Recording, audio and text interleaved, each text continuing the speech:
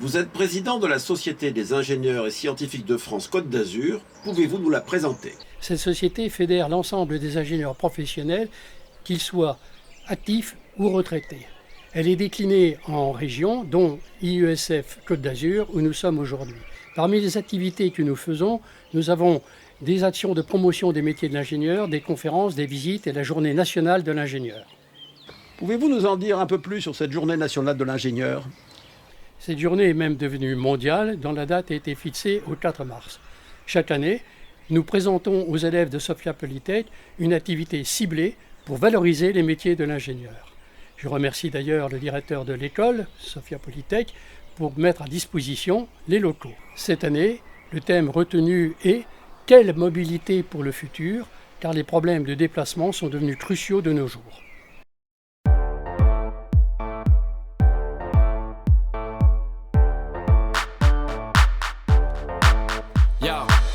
Microphone check, make it a microphone check. Give it a microphone, I make it a microphone dead. Don't step to me, newbie, I could truly be moody. I could have played the fucking Grinch in the movies. I've been a part-time shadow cat, part-time. That is not a guy that I would ever want to try to battle rap. Snap, crackle, pop, mind fried to a crisp. Make an MC into a wide-eyed lunatic.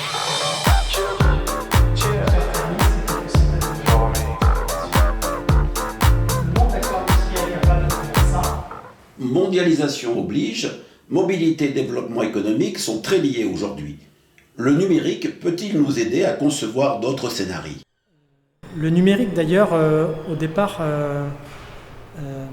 avait pour objectif de réduire la mobilité des personnes. On s'imaginait, toutes choses égales par ailleurs, qu'avec le numérique, les gens allaient rester chez eux ou aller dans les campagnes et moins bouger. Et en fait, le numérique augmente votre réseau, le nombre de personnes que vous connaissez. Et donc, il y a un effet rebond qui fait que vous déplacez autant, si ce n'est plus. Mais quand même, on a bien réinterrogé nos flux. Est-ce qu'on a vraiment besoin de se déplacer pour tous nos rendez-vous? Est-ce que je ne peux pas repenser mon activité, etc. Et donc, finalement, dans les scénarios, c'est repenser l'activité des entreprises pour qu'elles continuent à générer du profit, gagner de l'argent, mais en repensant toute leur activité. Et là, le numérique peut aider, en fait, à repenser l'activité de l'entreprise pour réduire les mobilités inutiles, si on peut dire. Tout ce qui est subi, pas volontaire, pas nécessaire. Et pour qu'on garde ce qui fait la mobilité, c'est-à-dire la rencontre. Au sortir de Polytech, quel est le domaine dans lequel vous voudriez exercer et en quoi la mobilité vous concernerait-elle alors?